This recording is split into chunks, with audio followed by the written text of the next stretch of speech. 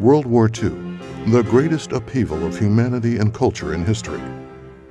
The Nazis murdered millions of people and destroyed and looted cultural treasures from all over Europe.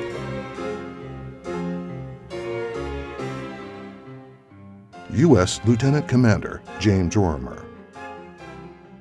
Again and again, the Germans used church towers as observation posts, and snipers fired from them at our advancing troops.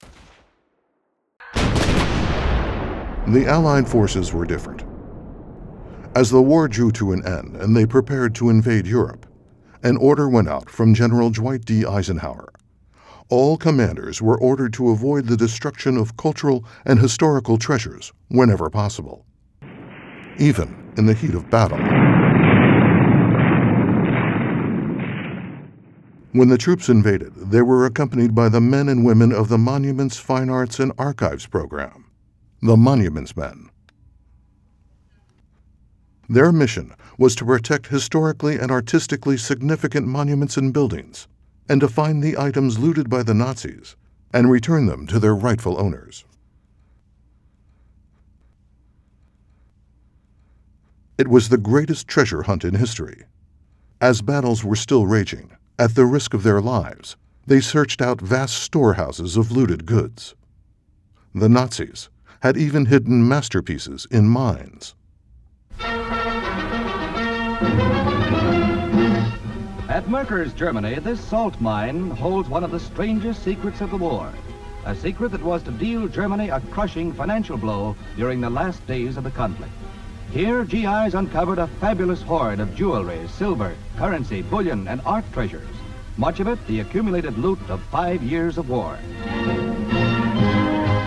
Practically every museum in Europe is represented in these masterpieces, which include Raphael's, Rembrandt's, Van Dyck's, and many other great masters' works, buried now 1,200 feet below the ground in what the Nazis considered a safe hiding place and a bomb-proof shelter.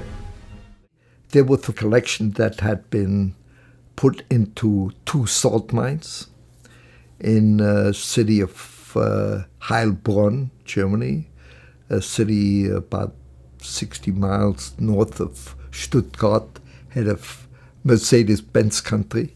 They sent 2 monuments men to work down in the mines, and I was the one. And fairly early in the game, when I got down there, one day with 2 miners, I always had some miners with me, I noted that there was where there was supposed to be a metal door, there was brick. And I said, what's behind there? They didn't know. And so I told them, break it down. And what we found is huge jars of what turned out to be nitroglycerin. And I think they were within about 2 months of boom. And of course, with that particular knowledge, the mine was emptied, and they took those cannons very carefully up to the top and into fields and exploded them over here. The first job that I had was to get all the 73 cases of stained glass windows that were taken out of the Cathedral of Strasbourg. I was the one who saw to it that all the boxes came to the top and got loaded onto trucks to be shipped to Strasbourg. An hour and a half away.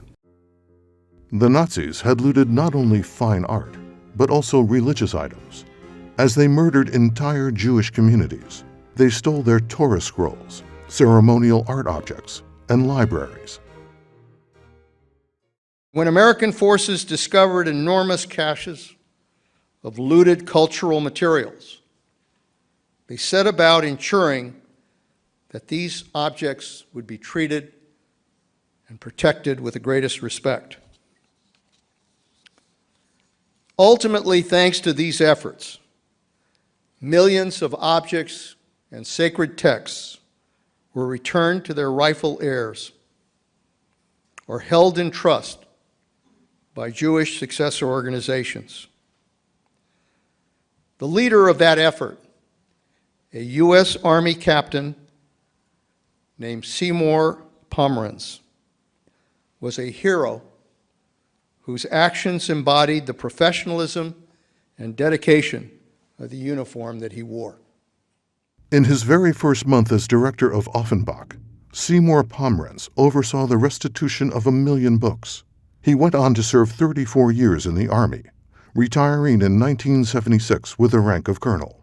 He continued working well into his 90s as a consultant in records management for numerous Jewish organizations. As the American Jewish Historical Society celebrates its 120th birthday, it plans to create a significant collection of documents that tell the story of the efforts to recover art, books, and artifacts stolen from Jews during the Nazi era. The Seymour Pomeranz papers, generously donated by the Pomeranz family, provide the ideal foundation for this important project.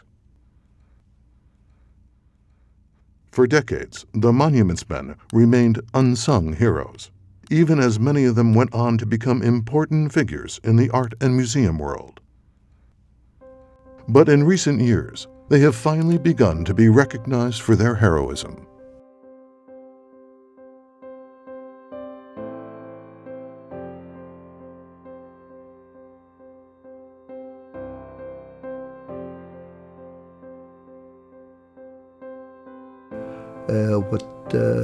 What the Nazis have committed is the greatest blunder and destruction in the history of civilization. Saving art instead of taking it. That was the unique decision on the part of our government. First time in the history of civilization that we, instead of taking things, sought to give it back, which in retrospect was a great achievement on the part of our government.